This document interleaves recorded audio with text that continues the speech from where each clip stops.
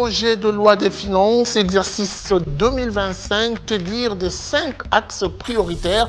Vous aurez plus de détails dans votre rubrique dossier qui vous sera présenté par Gardidiana. Mais nous allons également vous donner des précisions sur le marché des biens et services. Alors oui, en précisant principalement le niveau de l'inflation à fin octobre 2024. Mesdames et messieurs, merci de rester fidèles. Vous nous suivez à Chikapa, nous émettons à Kinshasa, capitale de la République démocratique du Congo. Nous avons donc déjà démarré avec les nouvelles en bref et on se retrouve juste après pour la suite. C'est parti. La compagnie aérienne nationale de la République démocratique du Congo, Congo Airways, a officiellement annoncé la reprise de ses opérations avec un premier vol programmé le 10 novembre prochain.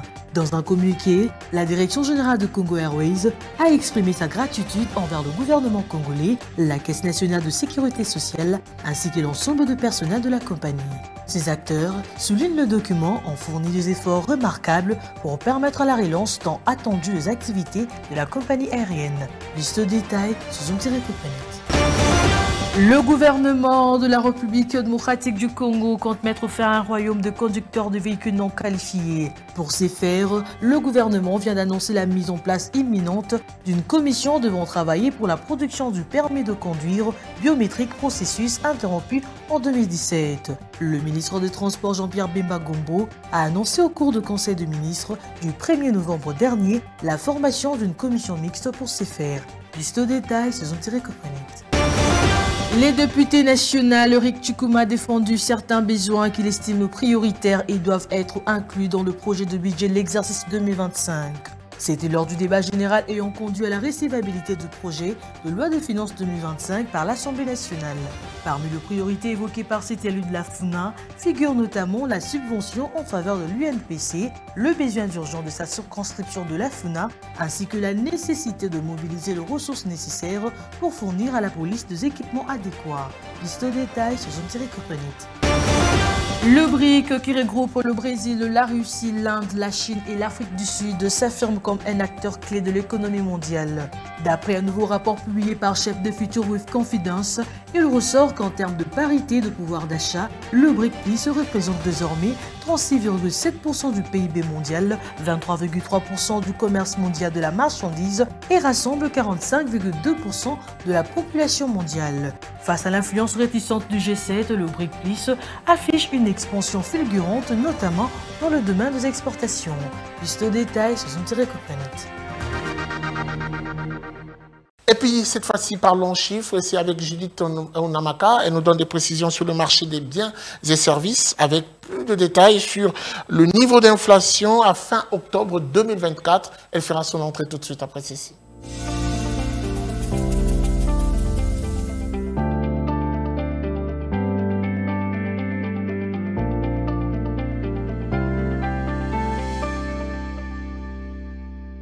Judith Onamaka, bienvenue. Merci Guy. Alors la première des questions, c'est avant tout de faire ces petits tours et prélever le taux d'échange ou l'évolution du taux d'échange en République démocratique du Congo. Que dire? Bien, l'évolution du taux de change en RDC se présente comme suit. À l'officiel, 1 dollar se change à 2849 francs, un franc CFA vaut 4,72 centimes et 1 euro revient à 3098 francs. Maintenant, prenons le cas du marché parallèle. Nous sommes focalisés particulièrement à Pompage et dans ce lieu, 1 dollar se change à 2850 francs, un franc CFA vaut 4,80 centimes et 1 euro se négocie à 3200 francs. Alors, vous nous ramenez des précisions sur ces niveaux d'inflation à fin octobre 2024. Moi, j'aimerais qu'on fasse un petit récapitulatif. Prenons déjà le mois de juin jusqu'au mois de septembre 2024. Qu'est-ce que l'on peut dresser comme tableau? Alors Guy, en faisant un petit récap sur l'évolution de l'inflation de juin à septembre 2024, on peut dire ce qui suit. Après 2 semaines consécutives de hausse, l'inflation a ralenti au cours de la 3e semaine du mois de juin 2024, attesté justement par un taux de 0,19% contre 0,54% la semaine précédente. Et à la 4e semaine du mois de juin 2024, le rythme de formation de prix intérieur s'est quasiment stabilisé au niveau de la semaine précédente en se situant à 0,21%. Et au 12 juillet 2024, l'inflation a ralenti et se situant en rythme hebdomadaire à un taux de 0,31% 0,7% contre 0,39% la semaine précédente. Et au 9 août 2024, l'inflation hebdomadaire est ressortie de 0,186% contre 0,178% la semaine précédente, portant donc un cumul à 8,85%. Et au 30 août 2024, et là nous finissons le mois d'août, l'évolution de l'indice de prix à la consommation des ménages s'est caractérisée justement par le ralentissement de rythme et le taux d'inflation est ressorti de 0,142% venant de 0,147% une semaine avant. Et à la première semaine du mois de septembre 2024, ça c'est pour finir, l'inflation s'est établie à 0,139% contre 0,142% la semaine précédente. Et au cours de la dernière semaine du mois de septembre 2024, le rythme de croissance de l'indice des prix à la consommation a baissé pour continuer, passant de 0,11% à 0,10%. Mais alors revenons sur la thématique, quel a été le niveau d'inflation à fin octobre 2024? Bien Guy, au cours de la quatrième semaine du mois d'octobre 2024, le marché des biens et services est caractérisé par une poursuite de la stabilité du rythme de formation de prix intérieur. En effet, le taux d'inflation s'est stabilisé à son niveau de la semaine passée, soit de 0,11%, portant le cumul annuel à 10,38% contre 18,98% la semaine correspondante de 2023. Alors, on va se quitter avec cette question, Judith Tounamaka, sur la contribution de la fonction de consommation liée à l'inflation. Qu'est-ce que l'on peut retenir? Alors, il faut notamment dire que l'évolution de l'indice global s'est reflétée dans le comportement des prix de presque toutes les fonctions de consommation, dans les variations d'une semaine à l'autre en ralenti d'une part et quasi nul d'autre part. Par ailleurs, en termes plus chiffrés, la contribution de la fonction de consommation en produits alimentaires et boissons non alcoolisées dans la pondération dans le panier de consommation est la plus importante, soit 70,02% a atteint 51,63%, suivi du logement, eau, électricité, gaz et autres combustibles, transport et restaurants et hôtels qui ont respectivement contribué à hauteur de 17,39%, 12,41% et 9,07%. Notons également qu'en cumul annuel et en annualisé, le taux d'inflation est respectivement établi à 14,82% et 12,69%. Merci beaucoup à vous pour ces précisions. Je rappelle que vous étiez à la présentation des chiffres clés. Merci à vous Guy, c'était un plaisir. Et puis, nous recevons Gardidiana, comme je l'ai annoncé, pour parler de ce projet de budget, exercice 2025. La première ministre, Julie Mignon, l'a présenté devant les élus du peuple. Que dire de ces 5 axes prioritaires de ce projet de budget? Il sera avec nous tout de suite après ceci.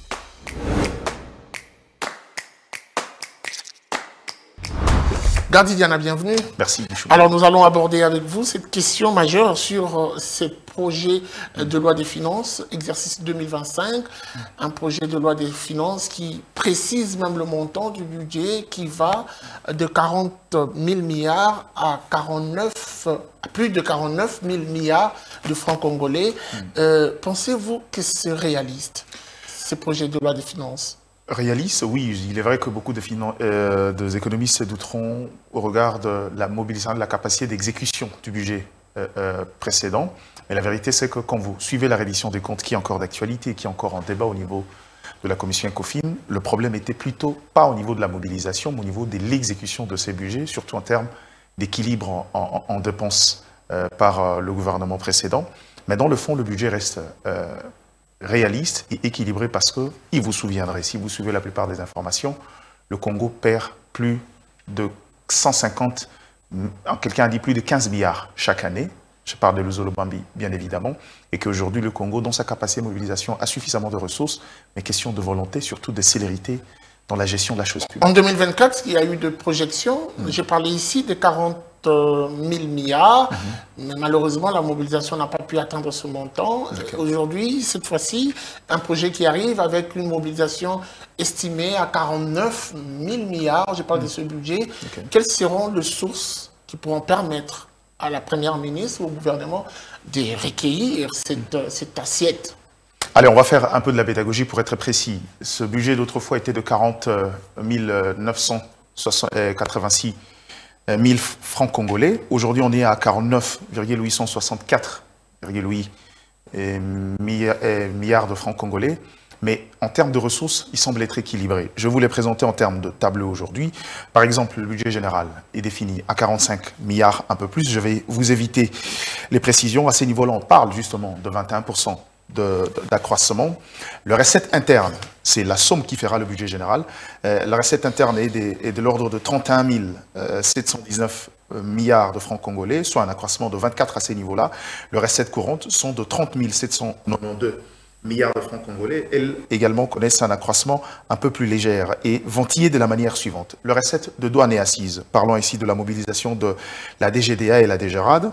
On fixe le target aujourd'hui qui a connu un accroissement de 23% à 15 898 milliards de francs congolais, dégagé en accroissement de 13%, je viens de le dire tout à l'heure. Le recette non fiscale à ces niveaux-là est de 7 355 milliards de francs congolais. Le recette en impôts, je l'ai dit encore, est de 15 898 milliards de francs congolais. Mais aussi ici, on parle de recettes encadrées par la DGRAD qui est de 5,807 milliards de francs congolais et d'autres recettes fiscales d'un impôt de 1548 milliards de francs congolais, comprenant notamment le royalties au titre du contrat chinois, le fameux contrat chinois dont on parle, qui, pour une première fois en termes d'innovation, autrefois, ces ressources n'étaient pas prises en compte dans le balance des paiements, ce qui fait qu'aujourd'hui, le gouvernement a réussi à faire en sorte que cet argent retrouve le budget général et que ça soit géré par l'État au lieu de les dispatcher entre individus et les expatriés eux-mêmes. Ainsi, le recette exceptionnel également, je parle encore de la ventilation, est de l'ordre de 926,3 milliards de francs congolais, un accroissement de 5,1% par rapport à leur niveau de 2024. Voilà les grandes lignes qu'il faut retenir en ce qui concerne les ressources de mobilisation, ici la ventilation en termes de mobilisation de recettes pour atteindre cette somme totale de 49. On doit également rappeler qu'il y a eu un accent particulier avec ce projet de loi des finances, 5 axes prioritaires. Que pouvez-vous nous dire à ce sujet? Le 5 axes prioritaires répondent justement à ce besoin d'équilibrer le budget de l'État, notamment dans son exécution. Il vous souviendrez que depuis toujours, on disait que ce budget était un budget de consommation et que pour que le Congo retrouve sa place en temps, pour que le Congo soit cet État catalyseur au cœur de l'Afrique, il fallait que le Congo se donne le moyen de sa politique, surtout aille vers l'investissement, aussi la production. Et c'est donc ce qui justifie le fait que le budget, surtout le gouvernement souminois, a mis un accent particulier sur la ventilation et sur l'organisation de l'économie en général. Au-delà d'autres priorités, c'est donc les questions essentielles et qui répondent aussi à la vision du chef de l'État, il ne faut pas oublier, telle que dictée après sa réélection de 2023. On parle le premier axe prioritaire, comme toujours, c'est l'investissement qui connaît un accroissement à l'ordre de 21%, je l'ai dit. Il y a comparativement au budget de 2024. On parle également du secteur du développement rural qui connaît un bond de 13%. On parle également du développement du secteur de l'agriculture, pêche et élevage. À ces niveaux-là, l'accroissement est assez important aussi au niveau de 13%. Mais aussi, on parle de la sécurité qui, pour un État qui est en proie à la guerre au niveau de l'Est, qui connaît un bond de 25% au total. Mais également, on parle aussi de la liaison centre-ouest, notamment en économie, on dirait le désenclavement de la République, notamment en reconnectant les différents pôles de développement, les différentes provinces en termes d'infrastructures. Ce sont les 5 piliers essentiels qui répondent et qui prennent en compte le vrai enjeu, le vrai problème de la République démocratique du Congo, notamment l'amélioration de son tissu économique qui depuis un certain moment est en burn. Alors, quelles sont, ça sera ma dernière question, les grandes contraintes? La proposition du budget et la proposition de loi est là. Oui. Quelles sont les grandes contraintes, les grandes barrières? Les grandes barrières demeurent le même problème, j'ai envie de dire le problème diachronique du budget de l'État congolais. Et heureusement, à ces niveaux-là, on peut faire une mention spéciale, parce que le gouvernement a pris en compte les quelques faiblesses en termes d'exécution de finances publiques. Téné, le premier, c'est justement un accent qui est mis sur le plan d'engagement du budget, question de l'aligner avec le plan de trésorerie qui depuis toujours semble être un problème, ce qui justifie le dépassement aussi des dépenses parfois non calibrées, ne respectant pas la loi de finances. À ces niveaux-là, il y a la question de l'encadrement des dépenses. Ça, il faut le dire que depuis l'avènement du gouvernement Soumina, il y a eu quelques faits qui parlent en sa faveur, notamment cette gestion sur base caisse qui a permis de dégager des marges de trésorerie. Et ces marges de trésorerie, vous le souviendrez, a permis de relancer les projets de développement de projets structurants ou encore en termes d'infrastructures où on retrouve la relance du projet de Kinshasa Arena avec 45 millions de dollars. Et donc, à ces niveaux-là, on peut dire qu'il y a quelques mesures. Mais les grandes contraintes, c'est si on n'arrive pas à faire respecter les dépenses telles que définies dans la loi, on risque de tomber dans l'état d'autrefois. La chaîne des dépenses. La chaîne des dépenses, exactement, c'est là où on met beaucoup d'accent. C'est pourquoi j'ai parlé du plan d'engagement budgétaire qui doit être aligné au plan de trésorerie. Ça veut dire respecter la chaîne des dépenses, mais aussi une troisième mesure importante. Un fléau qui frappait les finances publiques depuis toujours, les sectoriels. Le ministre se permettait d'engager des dépenses sans passer par la procédure, parfois par des simples coups de fil ou parfois par des lettres écrites directement au ministère du Budget ou encore au ministère des Finances, sans pour autant des vrais engagements tels que le désigne la loi. Et donc, si on respecte les trois éléments, il est possible qu'on exécute le budget convenablement. Mais il y aura de moins en moins de dépassements. Moins en moins de dépassements, moins en moins de dépenses exorbitantes, surtout les dépenses en urgence qui coûtent énormément à l'État, qui a failli coûter aussi à l'État congolais dans ses rapports avec les partenaires techniques et financiers. Et à ces niveaux-là, je crois que ce sont les deux éléments, ou encore le trois éléments essentiels, je voulais dire, qui permettront, une fois respectés, on pourra cette fois-là avoir une capacité de mobilisation aussi. Qu'est-ce que je dis? Une capacité d'exécution efficace. Mais en amont, ça c'est en aval. En amont, il faudra que l'État congolais mette un peu plus de célérité au niveau des régies financières. Encore une fois de plus, l'État doit mettre un peu plus de célérité au niveau des régies financières, notamment en termes de contrôle et en termes d'éviter les vices de procédure, éviter parfois des juges et parties. J'ai dénoncé une fois ici ce qu'il existe des agents de ces régies qui sont à la fois juges et parties. Ils sont agents de l'État qui sont censés mobiliser, mais ils sont à la fois conseillers financiers des différentes entreprises, ce qui fait qu'ils occasionnent parfois le coulage de recettes et les détournements de manière indirecte de fonds de l'État. Donc à ces niveaux-là, je crois que l'État congolais aura fort à faire parce que c'est une maladie qui dure depuis longtemps. Mais le plus important aujourd'hui, c'est que cette célérité qu'on a mise dans la gestion de finances publiques risque d'être un élément qui nous fera oublier le moment très difficile qu'on a passé autrefois, surtout décrier l'usage abusif de fonds de l'État, surtout dans la reddition, comme révélé dans la reddition de comptes de l'exercice 2023-2024. Merci beaucoup à vous, Gardidiana, pour ce précision. C'est à moi de vous remercier. Suivez-moi tout le jour à travers Zoom Wende sur Zoom Eco Live. Abonnez-vous sur notre chaîne YouTube. Zoom Eco Live, la référence de l'actualité économique en RDC. Allez, il est temps de faire le marché ensemble. Nous allons donc prendre la rubrique Zoom Wende qui nous est présentée par Naomi Kandé. Elle nous amène visiter les différents marchés de la ville-province de Kinshasa. Ah ben oui, en nous donnant des précisions sur les prix des différentes plantes médicinales. Zoom Wende, et c'est tout de suite.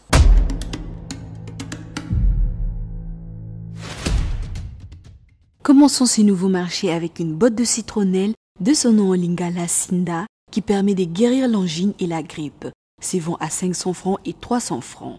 Les thés des savanes, connus sous le nom des boulukoutou, contiennent le même vertu que le citronnelle et coûtent 300 francs et 500 francs. Vous pouvez aussi vous procurer une petite botte de thé de savane à 200 francs congolais. Le noix de cola ou makasu, pour éliminer la fatigue, revient à partir de 200 francs. À Kinshasa, on trouve aussi le feuille d'avocat qui permet à augmenter le sang dans le corps humain et c'est vend à partir de 500 francs congolais. Le Congo Bololo, l'une des plantes médicinales qui guérit la malaria et la typhoïde au prix de 500 francs et 1000 francs. Pour guérir le douleur de dents ou la carie dentaire, la feuille de safo se vend à 300 francs. On trouve aussi la feuille de mutuzo à Kinshasa qui soigne la toux sévère au prix de 300 francs et 500 francs la botte. L'aloe vera, l'une des plantes médicinales qui soigne plusieurs maladies au prix de 500 francs et 1000 francs. Pour soulager la toux et la grippe à l'immédiat, le mundongo se vend à 200 francs. La plante quinquina, utilisée pour la fabrication de la quinine, cette plante soigne la malaria à 2000 francs congolais la botte. Pour soulager les hémorroïdes, la plante lumba lumba se vend à 300 francs. La plante de gingembre traite plusieurs maladies et se vend à 300 francs et 500 francs. Pour soigner les infections de voies urinaires, en plus calme la toux, la plante d'origan se vend à 500 francs. La feuille de tomate pour éliminer les hémorroïdes se vend à 300 francs à Kinshasa. La feuille de menthe pour soulager le maux d'estomac, le nausée, également utilisée en cas de rhume, coûte 1000 francs. La plante de romarin contribue à la protection de foie et contribue à une meilleure digestion. Se vend à Kinshasa à 1000 francs et 500 francs congolais.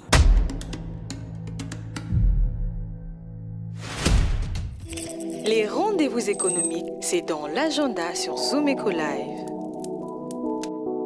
Abonnez-vous sur notre chaîne YouTube.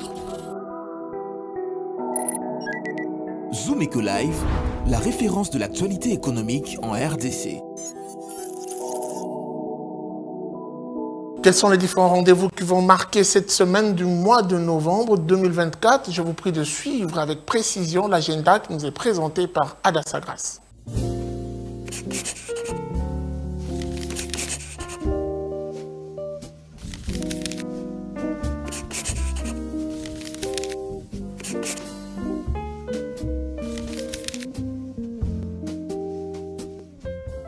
Bienvenue à l'agenda. Voici les rendez-vous du jour. Africa Investment Forum est prévu le 6 novembre 2024 à Paris. Cette 10e édition mettra en lumière le défi et opportunités qui façonnent l'avenir des investissements en Afrique. À présent, la rencontre économique de référence pour la diaspora africaine est prévue le 9 novembre prochain à Paris et sera axée sur les thèmes « Connecter l'Afrique à ses diasporas ». Cette fois-ci, le cabinet Conseil Justice prépare un atelier de formation du 11 au 15 novembre 2024 à Kinshasa et sera axé sur fiscalité des entreprises. Enfin, rappelons que la 10e édition du Business Forum Makutano est prévue du 13 au 15 novembre 2024 à Kinshasa et aura pour thème The New Deal. Merci de nous avoir suivis. Au revoir.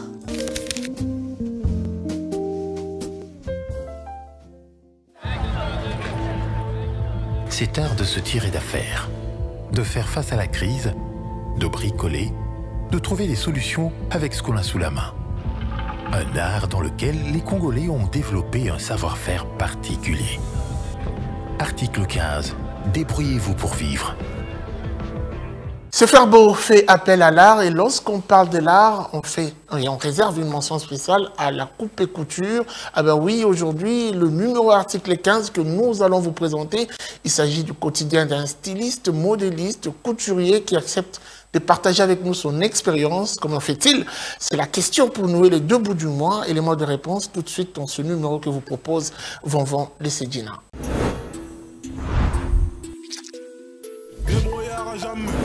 Jamais, jamais, débrouillard jamais, jamais, jamais, débrouillard jamais.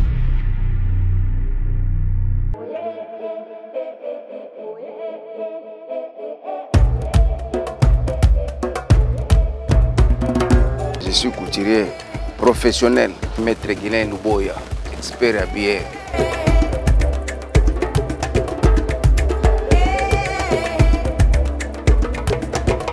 Ça, je crois que c'est un don. Malgré que j'ai fait mes recherches, j'ai été à l'académie de Vlisco. Ça, c'est vraiment inné.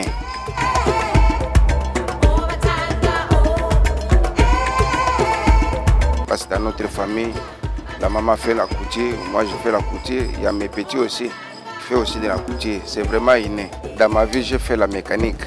Et puis, j'ai fait aussi la mécanique d'aviation. Un jour, j'ai travaillé avec mon grand frère, celui qui était le propriétaire de la télé là où j'avais commencé. Il avait ses tailleurs. Moi, je prenais seulement les habits. Je partais avec ça au Bas-Congo pour aller vendre. J'entre en Angola, j'achète les histoires, je ramène ici. Et puis, on va je paye les tailleurs. Un jour, je suis allé là-bas, il y avait la guerre. J'entre seulement comme ça, on commence à tirer. Je rentre directement Matadi, je prends mon transport qui chasse, puis je reviens ici. Je n'avais pas assez d'argent. Ce travail-là m'attendait maintenant pour le payer. Il n'y avait pas de finances. Ils se sont mis maintenant en grève. Ils sont partis, ils ont abandonné l'atelier. Je me suis fâché, je me suis réveillé. J'ai demandé à mon frère, mon grand frère Lakadim, coupe-moi d'abord une chemise, je vais essayer. Il me fait la coupe, j'essaie. Il y avait ses amis à l'extérieur. Ils ont commencé à apprécier. Ça, c'est fantastique. Ça, c'est terrible. Ah, Luboya, qui a fait ça? Ah, Luboya. Ça m'a donné maintenant du courage.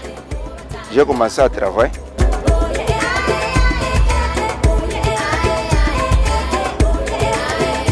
À un moment, j'étais à la machine. Au moment où on vient me chercher pour aller dépanner les véhicules qui étaient dehors. Mais un jour, je me suis croisé avec mon ami. Il m'a appelé, il m'a donné des conseils. Il me dit, si tu veux voyager un jour, quand tu auras le temps, tu voyages. L'homme blanc n'aime pas quelqu'un qui a beaucoup de métiers. À partir de 2-3, on va te considérer comme un aventurier. Il faut directement choisir un métier. Moi, j'avais jugé bon d'abandonner maintenant la mécanique et faire la couture.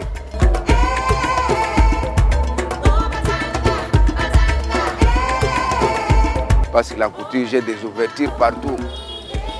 Je peux entrer avec des autorités, comme ça j'entre dans son bureau. Il fait sortir même son garde du corps dehors. Moi, je reste avec lui en face comme ça. Être mécanicien, on te donne seulement les chauffeurs, les gardes du corps. Allez réparer ça. Est-ce qu'il a bien réparé? Allez lui chercher, vous donnez lui quelque chose. C'est là où j'avais choisi maintenant la couture. J'étais encore étudiant, je faisais la couture et puis je partais à l'université. Jusqu'à ce que je me suis marié avec l'argent de la couture.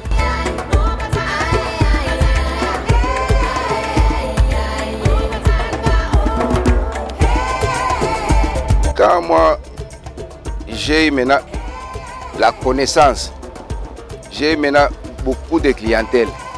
Il fallait maintenant que je puisse aller m'épanouir de mes propres ailes. C'est pourquoi j'ai quitté chez les grands. Chez mon grand frère là, je suis allé faire mon atelier. J'ai épargné. Quand on me payait, j'épargnais. Quand j'ai commencé avec une machine. Et ensuite, quand j'ai commencé à épargner, je suis allé acheter d'autres machines. Petit à petit.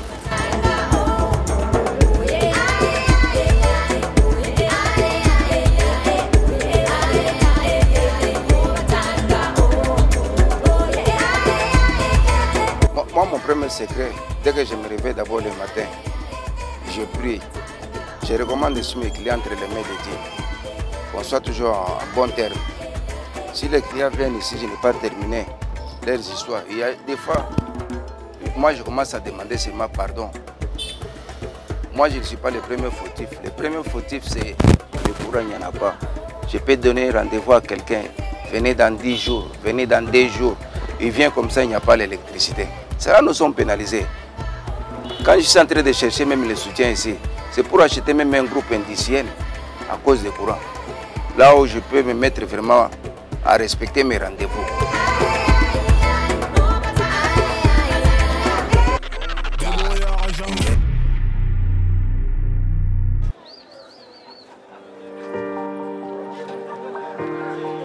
Dans les détails du marché, nous avons appris à vous connaître, à vous comprendre et vous apporter plus de lumière. Désormais, avec vous, c'est parti pour un voyage de rêve vers une destination meilleure.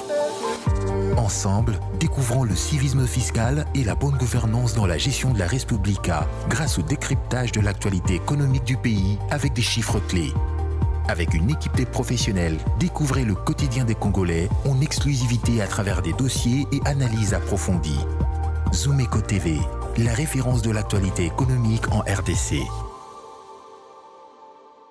Allez, c'en est fini pour aujourd'hui. Merci de nous avoir suivis et la suite, c'est sans doute au prochain numéro avec le même plaisir. Vivez heureux, vivez 100 ans. Au revoir et à très vite.